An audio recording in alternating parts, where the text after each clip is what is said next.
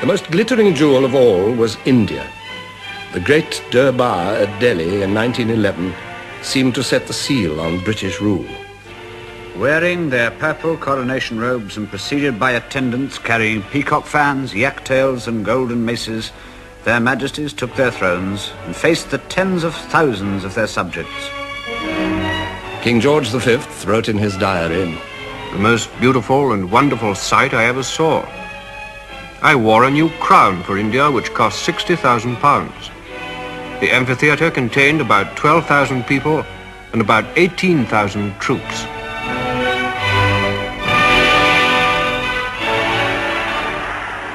"119 princes and maharajas bowed and retracted in a ceremony which lasted a full hour.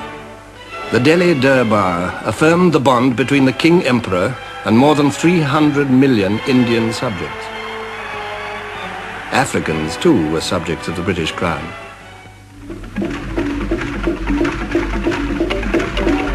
To Cecil Rhodes had come the dream of linking British possessions with a railway from the Cape to Cairo. The almost unbroken pink up the map of Africa showed the dream well on the way to realization. And there were the white dominions, Canada, Australia, and New Zealand. These were the lands where men of British stock had driven down new routes, creating British populations in far distant places, half as numerous as the Britons who stayed at home.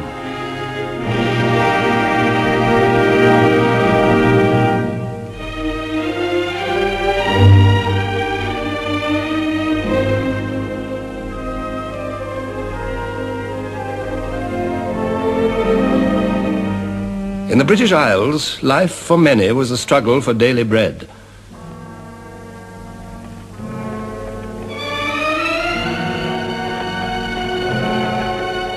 The national wealth of the country in 1914 has been computed at £14,300 million.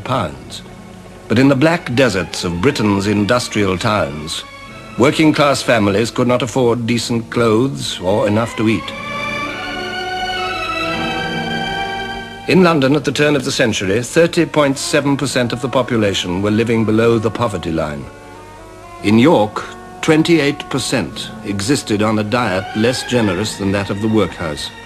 Small wonder that the Chancellor of the Exchequer, Lloyd George, wrote, "Our working populations, crushed into dingy and mean streets, with no assurance that they would not be deprived of their daily bread by ill health or trade fluctuations, were becoming sullen with discontent." As in Germany and in France, the workers turned to socialism. The Labour Party was born. But 40 Labour MPs could not provide a remedy. Only through the rapidly growing trade union movement could the workers assert their demands. In 1911 and 1912, Britain was swept by a wave of strikes more complete and embittered than any yet seen. The trade union leader, Ben Tillett, said, "It was a great upsurge of elemental forces. It seemed as if the dispossessed and disinherited classes were all simultaneously moved to assert their claims upon society."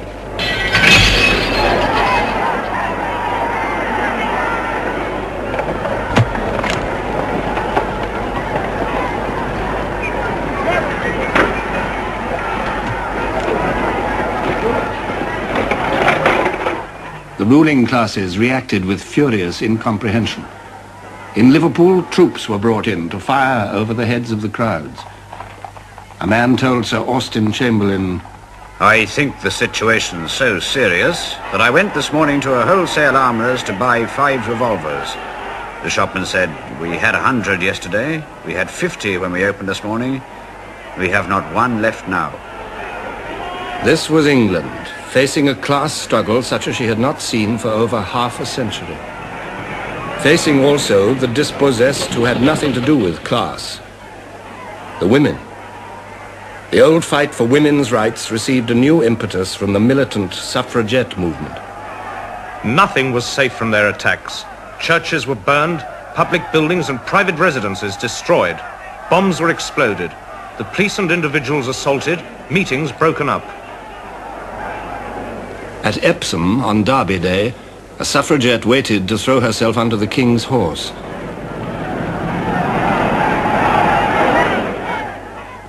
She died of her injuries.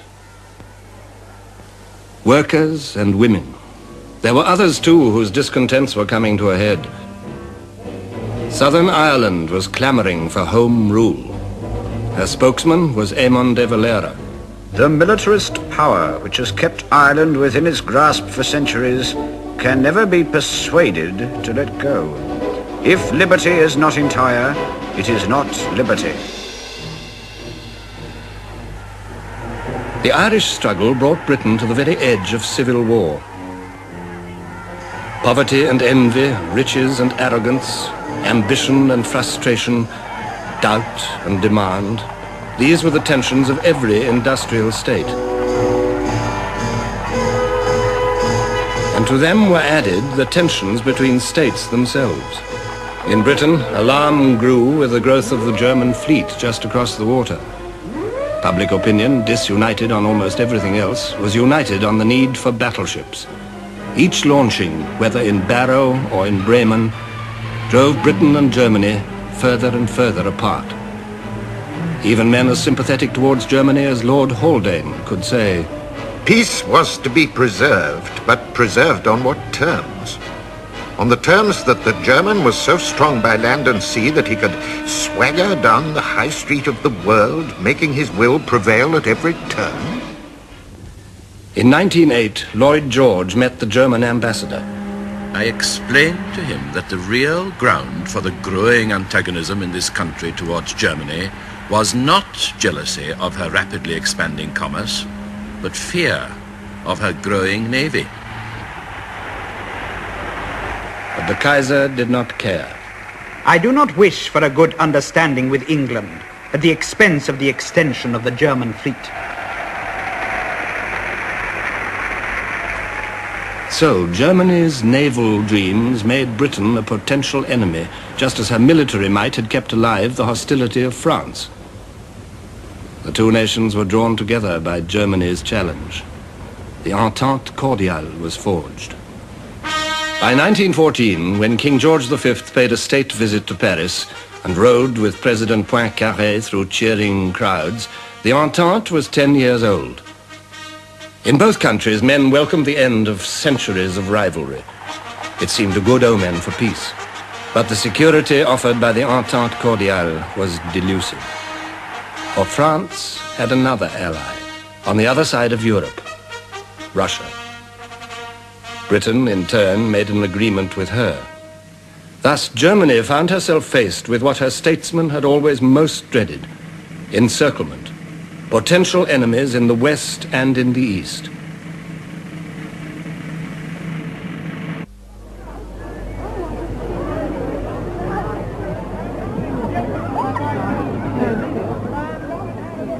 In the summer of 1914, it was not Britain, nor France, nor Russia which held the real threat to the peace of Europe. The real threat lay in the alliance of Germany's making, her alliance with Austria. This was a shackle linking the swelling vigor of Germany to the irresponsible policies of an old, decaying empire. Bismarck foresaw the danger. I shall not live to see the Great War, but you will see it, and it will start in the East. For centuries, Austria had been the leading German state, Europe's shield against the East. By 1914, her empire was an anachronism, whose fatal ambitions died hard. At the head of this ancient realm stood the Emperor Franz Joseph, 84 years old. He had reigned in Vienna since 1848, Europe's year of revolutions, when the Austrian Empire had come near to collapse. Franz Joseph held it together by a mixture of compromise and repression, but nothing could disguise its decrepitude. Lord Lansdowne wrote, "To human calculation, the Habsburg Empire cannot survive the decease of the Emperor Franz Joseph.